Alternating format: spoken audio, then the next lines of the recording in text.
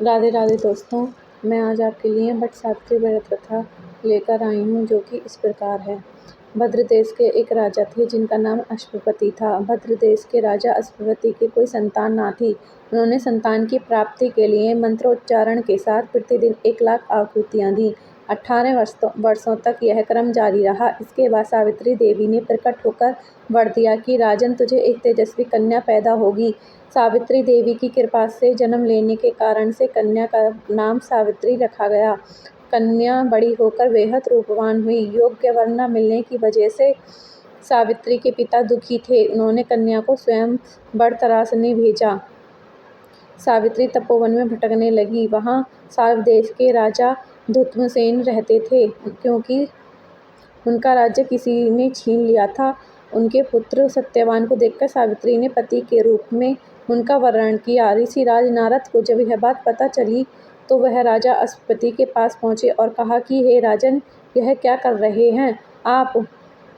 सत्यवान गुणवान है, धर्मात्मा है और बलवान भी है, पर उसकी आयु बहुत छोटी है। वह अल्पायु है। 1 वर्ष के बाद ही उसकी मृत्यु हो जाएगी। ऋषि राज नारद की बात सुनकर राजा अश्वपति घोर चिंता में डूब गए। सावित्री ने उनसे कारण पूछा तो राजा ने कहा, पुत्री, तुमने जिस राजकुमार को अपने वर के रूप में चुना है वह अल्पायु है। तुम्हें किसी और को अपना जीवन साथी बनाना चाहिए। इस प्रकार सावित्री ने कहा कि पिताजी, आर्य कन्याएं अपने पति का एक बार ही वरण करती हैं। राजा एक बार ही आज्ञा देता है और पंडित एक बार ही प्रतिज्ञा करते हैं और कन्यादान भी एक ही बार किया जाता है। सावित्री हठ करने लगी और बोली, मैं सत्यवान से ही विवाह करूंगी। राजा अश्वपति ने सावित्री का विवाह सत्यवान से कर दिया। सावित्री अपने ससुराल पहुंचते ही ससुर की सेवा करने लगी। समय बीतता चला गया। नारद मुनि ने सावित्री को पहले ही सत्यवान की मृत्यु के दिन के बारे में बता दिया था। वह दिन जैसे जैसे करीब आने लगा, सावित्री अधीर होने लगी। उन्होंने 3 दिन पहले से ही उपवास शुरू कर दिया।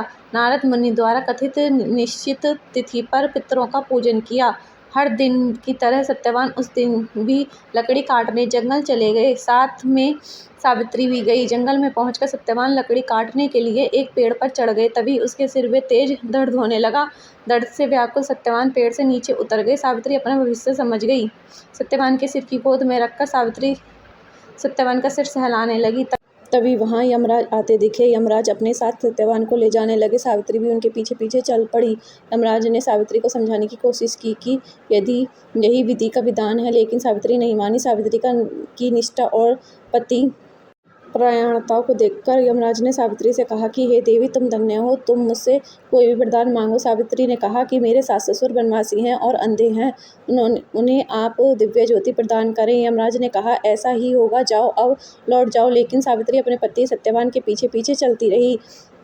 यमराज ने कहा, देवी, तुम वापस जाओ। सावित्री ने कहा, भगवान, मुझे अपने पतिदेव के पीछे पीछे चलने में कोई परेशानी नहीं है। पति के पीछे चलना मेरा कर्तव्य है। यह सुनकर उन्होंने फिर से उसे एक और वर मांगने के लिए कहा। सावित्री बोली, हमारे ससुर का राज्य छिन गया है, उसे पुनः वापस दिला दें। यमराज ने सावित्री को यह वरदान भी दे दिया और कहा, अब तुम लौट जाओ। लेकिन सावित्री पीछे पीछे चलती रही। यमराज ने सावित्री को तीसरा वरदान मांगने को कहा।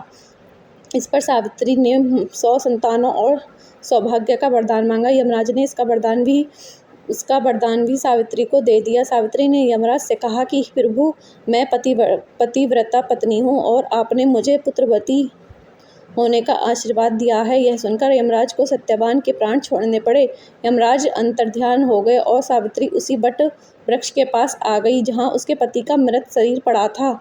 सत्यवान जीवंत हो गया और दोनों खुशी खुशी अपने राज्य की ओर चल पड़े। दोनों जब घर पहुंचे तो देखा कि माता पिता को दिव्य ज्योति प्राप्त हो गई है। इस प्रकार सावित्री सत्यवान चिरकाल तक राज्य सुख भोगते रहे। अतः पतिव्रता सावित्री के अनुरूप ही प्रथम अपने सास ससुर का उचित पूजन करने के साथ ही अन्य विधियों को प्रारंभ करें। बट सावित्री व्रत करने और इस कथा को सुनने से उपवासक के वैवाहिक जीवन या जीवन साथी की आयु पर किसी प्रकार का कोई संकट आया भी हो तो वह टल जाता है। बट सावित्री माता की जय।